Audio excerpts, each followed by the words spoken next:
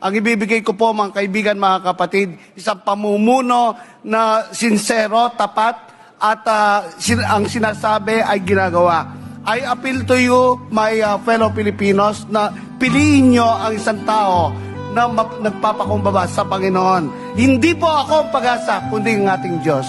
Maraming salamat. Pastor, marami pong salamat sa welcome.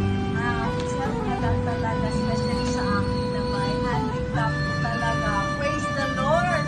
Talagang, the best talaga si Lord pag magbigay. Pastor, attorney, maraming salamat po. And of course, kay Pastor Alvin po. Ate Fer, Kasi kay Pastor na nagdala po na malayo mo pinanggalingan. Maraming salamat po. Magpalain po kayo ng Panginoon.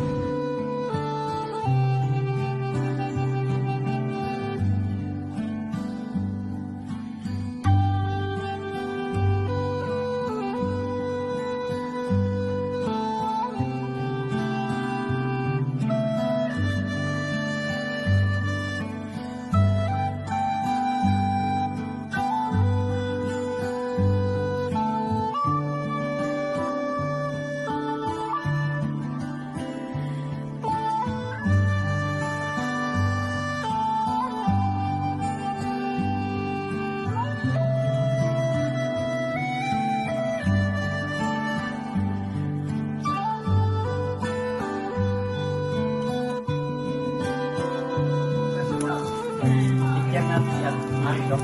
may sakit po po siya. Klase ko po tayo titigil hanggat hindi luminis ang ating justisya.